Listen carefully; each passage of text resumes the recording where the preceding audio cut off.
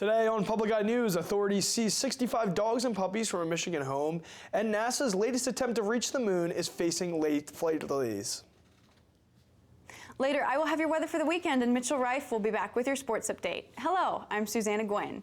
And I'm Scott Mitchell, and this is Public Eye News.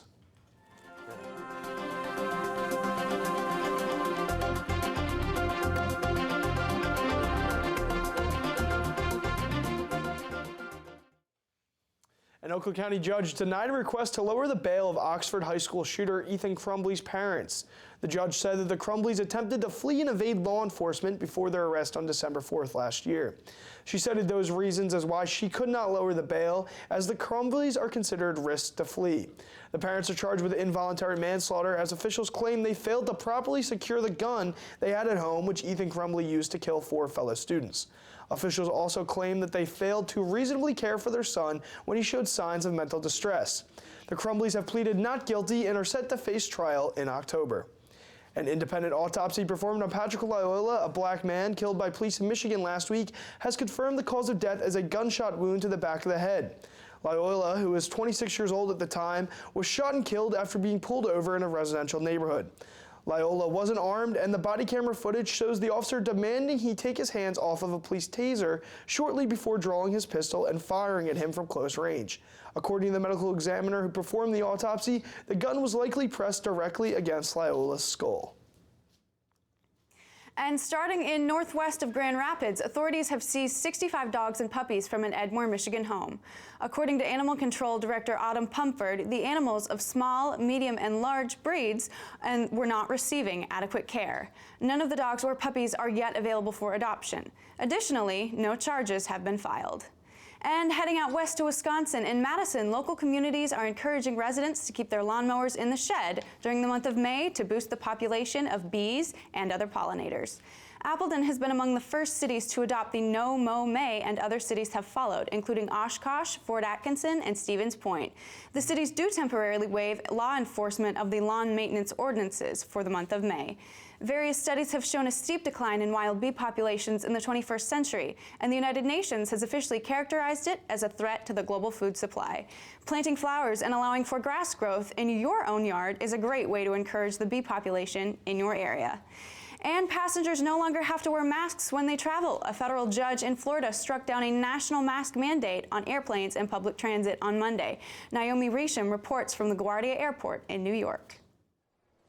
Many travelers at LaGuardia Airport opted to wear masks Tuesday morning, but some did not. I think it should be up to what the person wants. If it makes other people comfortable to wear it, then I would wear it. If not, I wouldn't.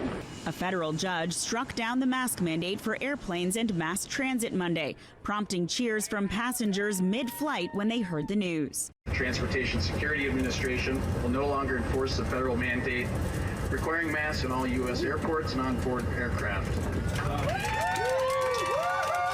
The ruling leaves it up to airlines, airports, and mass transit systems to make their own decisions about mask requirements. Travelers had mixed reaction to the end of the mandate. I think it's time to just kind of get on with life. We can't act like it doesn't exist. So just to be safe, even though they let our guards down, that's when they'll come back on us. The CDC had recently extended the mandate until May because of the BA.2 Omicron subvariant. But the judge, who was appointed by former President Donald Trump, ruled that the CDC had overstepped its authority. The Biden administration expressed disappointment with the judge's decision, but did not indicate that it plans to appeal. It's safer for individuals who are flying to continue to wear masks. So we would say to anyone sitting out there, we'd recommend you wear masks on the airplane. Uber also ended its mask policy for drivers and riders, but New York City's public transit system plans to keep its mask requirement in place. Naomi Ruckham, CBS News, New York. Don't touch that dial, because we'll be right back after this short break with your weather and national news. One of our challenges and our holy grail is to find that pill that might actually slow down Parkinson's disease, but maybe it's not a pill. So if you look at the average person with Parkinson's, they see their doctor about 1 hour a year. What do they do the rest of those hours? I went to the doctor and she said, "You're doing great. Your symptoms are improving. What are you doing?" I said, "Exercising." Power over Parkinson's. Tonight at 11:30. And welcome back. My name is Susanna Guan, and I have your weather. If you look behind me at our beautiful Academic Mall, there is some cloud cover, and although you can see grass, snow is in our forecast for the next coming days. Let's take a look around the UP. Starting off in Marquette, it is 33 degrees. Up in the north in Houghton, it is 33 and cloudy. In Ironwood, it is 34 and sunny. Iron Mountain is 37 and cloudy. Down in Menominee, it is 41 and cloudy, with Escanaba at 39 and cloudy. And off to the other side, in Sault Ste. Marie, it is 39 and cloudy with a gale warning in Manistique, so please be careful and dress appropriately. Let's take a look at current conditions. It is mostly cloudy outside with a temperature of 33 degrees, winds out of the north-northwest at 16 miles per hour, and a pressure of 30.17 and rising. Overnight tonight, the cloud cover will continue with a low of 24 and winds out of the southwest at 10 to 15 miles per hour. Into tomorrow, wind will continue with rain showers with a high of 44, a low of 38, and winds out of the south-southeast at 20 to 30 miles an hour. So please be careful. The wind can be very powerful. And let's take a look at our weekend ahead. On Thursday, we have a warm-up with a high of 49, partly cloudy, and a low of 31. Friday, a high of 44, partly cloudy, and a low of 39. And Saturday, thunderstorms roll in with a high of 55 and a low of 50. Now tossing it back to Scott. Well, thanks a lot, Susanna. Looking right into national news, NASA's latest attempt to get back to the moon is facing additional delays as the Mega Moon rocket continues to fail test and safety protocols. The rocket failed fuel test and will need to be sent back to the hangar to receive repairs on valves and to seal fuel leaks found around the ship. The rocket was scheduled to launch in early to mid-June, but officials are now saying that will be a difficult deadline to meet. The next opportunity to send off the rocket would be at the end of June or July. The eventual goal of the test is to send astronauts to the moon in 2025, more than a half-century after the last time humans touched the lunar surface. An electronic toll collection system in Puerto Rico has been targeted in a cyber attack over the weekend. Authorities say the incident is just the latest of multiple attacks in the past few years in the country. As of now, it's not clear when the system will be back online and how much, if any, confidential information was compromised. The latest cybersecurity breach comes just 3 months after the Puerto Rico Senate had their internet service, phone system, and official website crippled by an attack. And turning now to the war in Ukraine, the government says Russia has launched a massive attack in the eastern part of the country. Chris Livesay reports on this new phase of the war. Зараз вже можна констатувати, що російські війська Russian troops have begun the battle for Donbas, says Ukrainian President Volodymyr Zelensky, setting the stage for major clashes of tanks and heavy artillery unlike anything we've seen since World War II, Ukraine says.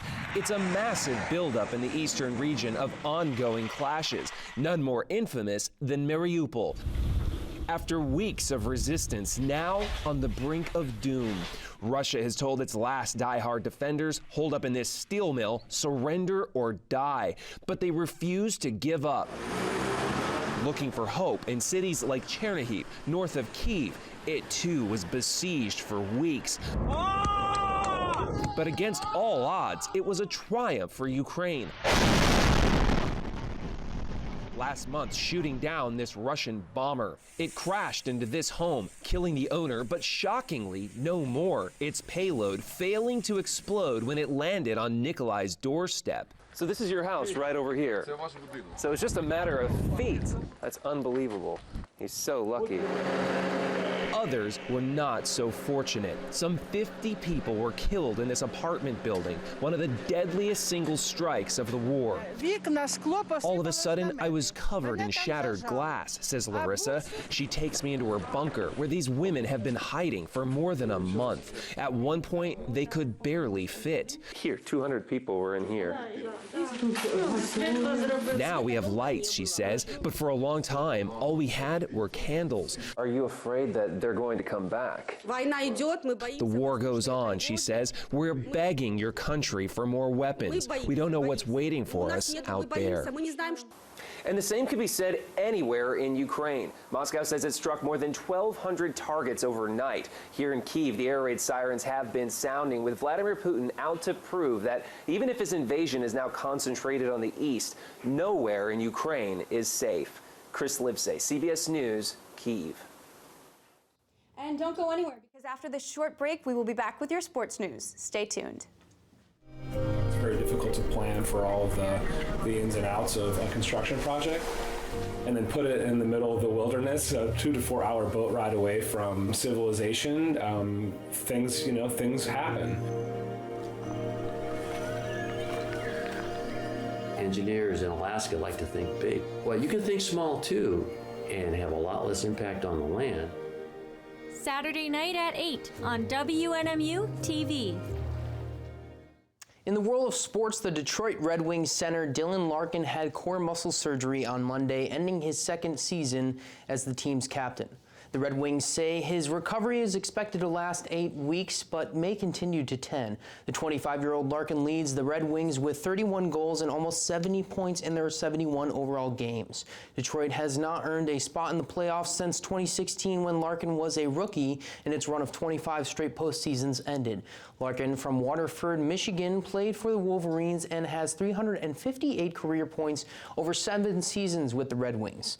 Detroit drafted him number 15 overall in the 2014 draft, and he made his NHL debut a year later. In San Francisco, Steph Curry is back up and running, and after Curry knocked down a three-pointer while falling to the ground getting fouled, he was certainly showing signs that his healthy former self is back. And the ferocious home crowd loved every minute of Curry's action Monday night as Curry comes off of the bench for a straight second season game following a month-long absence with a foot injury, scoring 34 points to lead the Golden State Warriors past the Denver Nuggets 126-106 for a 2-0 lead in their best-of-7 playoff series. And the latest reminder came at Hilton Head when Jordan Spieth overcame a 18-inch miss on Saturday and a 3-shot deficit on Sunday to beat Patrick Cantlay in a playoff for his 13th career PGA Tour victory. Along with a tartan jacket and spot in the winners-only field at Kapalua next January, Jordan earned over $1 million. This also makes him one of the 11th player in the PGA Tour history to cross the $50 million mark in the career earnings. Officially, he's the youngest player at 28 years and 9 months to reach $50 million.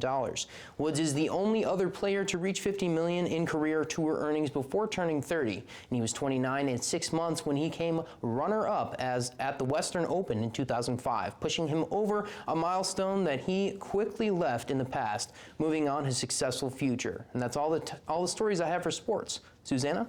Thank you so much, Mitch. Well, Michigan has reached a recycling rate of 19.3%, an increase of 35.4% from prior to 2019.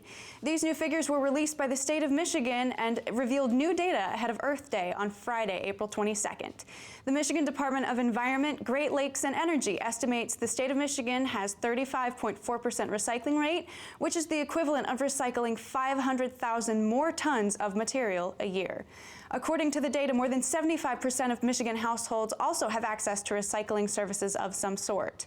Since 2019, more than $460 million has been invested into technology to further develop recycling in the state. This is all in an effort to help Michigan fight climate change and reach 45% recycling rate by this time in 2030. And in some good news, Honey Bunch, a 21-month-old wallaby who went missing at the Memphis Zoo after storms passed through Tennessee, has been found, hiding in plain sight. The little wallaby was found behind his enclosure, camouflaged underneath the bush, just behind his exhibit. Zookeepers said that the area had been searched numerous times in the previous 36 hours, though he remained hidden. Zookeepers don't know how he got out and are working to fortify the fence to prevent this from happening again.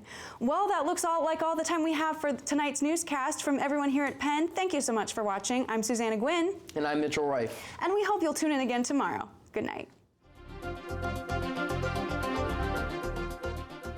The preceding program was produced by WNMU-TV, Northern Michigan University Public Television, in studios located in Elizabeth and Edgar Hardin Hall.